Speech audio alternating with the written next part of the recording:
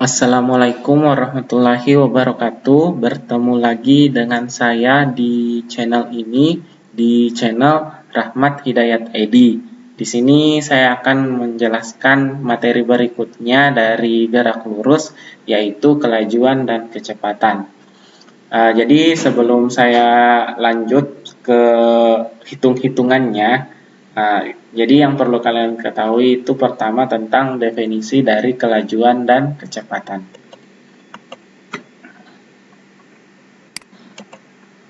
Kelajuan adalah hasil bagi antara jarak dengan waktu tempuh. Karena kelajuan itu hasil bagi dari jarak dengan waktu tempuh, berarti kelajuan itu merupakan besaran skalar. Kenapa bisa besaran skalar? Karena jarak adalah besaran skalar, waktu juga adalah besaran skalar. Jadi kalau perkalian antara besaran skalar dengan besaran skalar itu hasilnya nanti adalah besaran skalar juga. Nah, di sini rumus dari kelajuan yaitu bisa kalian lihat di sini. Sebenarnya definisinya itu cuma penjabaran dari rumus yang saya tampilkan. Jadi rumusnya itu jarak dibagi dengan waktu tempuh dalam simbol S per T. Saya lanjut. Kalau kecepatan itu adalah hasil bagi antara perpindahan dengan waktu tempuh.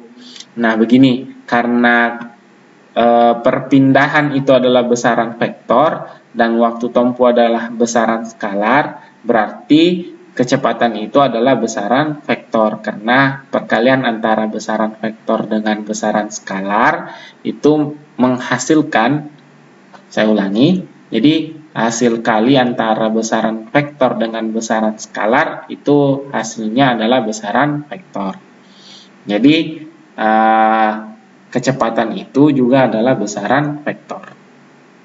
Ya, rumusnya dari definisinya yaitu perpindahan dibagi dengan waktu tempuh.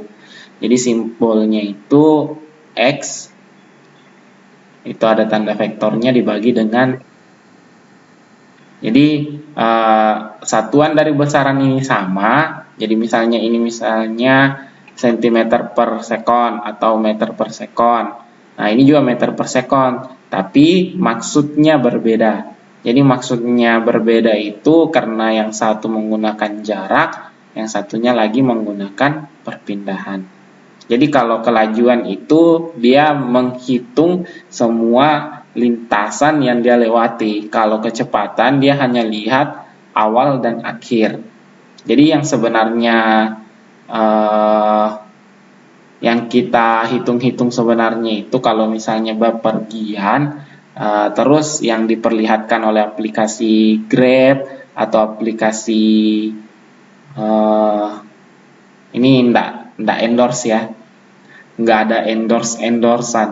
Jadi apa yang ditunjukkan Maps, Google Maps, Grab ataupun Gojek, saya tidak sebut lagi aplikasi-aplikasi driver-driver yang lain karena 3 ini saja yang saya tahu. Jadi yang mereka tunjukkan itu adalah sebenarnya jarak ya. Terus jaraknya itu kalau kita berjalan kaki diperlihatkan berapa waktu tempuhnya, kalau naik motor. Nah, itu sebenarnya yang diperlihatkan itu adalah kelajuannya, bukan kecepatannya, karena yang ditunjukkan di maps-nya itu adalah lintasan yang berkelok-kelok. Terus lintasan itu yang harus kita lewati. Kalau lintasannya berkelok-kelok dan itu yang harus dilewati, berarti ukurannya adalah kelajuan, bukan kecepatan. Seperti itu. Saya lanjut ke slide berikutnya. Nah, di sini saya menggunakan soal yang tadi, yang di video jarak dan perpindahan. Jadi kalau kalian kurang mengerti, kok dari mana ini tabel yang ini, berarti Anda belum nonton video jarak dan perpindahan. Nonton dulu ya untuk jarak dan perpindahan. Terus bagaimana cara menentukan kelajuan dan kecepatannya. Nah, ini kita tinggal bagi saja. Misalnya untuk lintasan benda OA waktunya 2 sekon, OAB itu 4 sekon, OABC itu 6 sekon, OABCD 8 sekon, dan terakhir OABCDO itu adalah 10 sekon.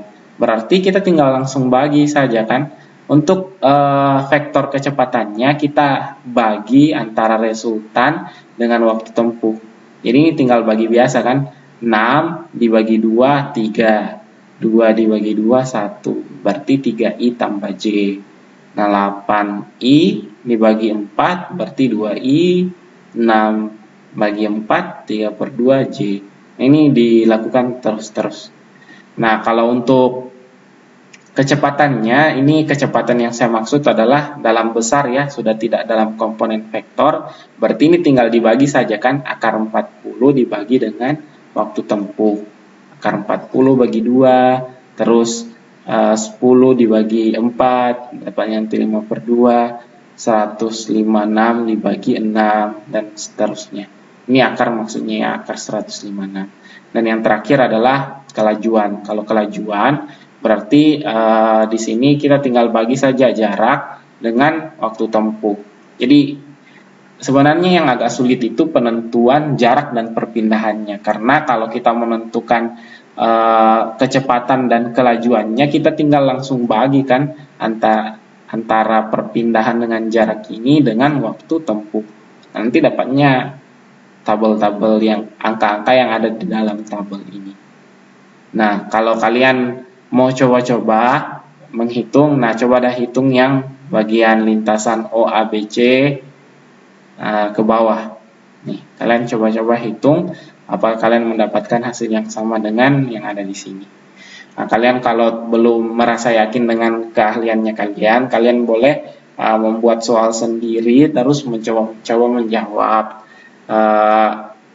Apakah yang saya jawab ini benar atau tidak, kalian bisa kirim link dari contoh yang kalian buat sendiri ke kolom komentar, nanti saya bantu jawab dah apakah kalian jawabnya benar atau tidak. Itu saja, jadi cukup sekian untuk materi kelajuan dan kecepatan pada gerak lurus. Terima kasih. Assalamualaikum warahmatullahi wabarakatuh.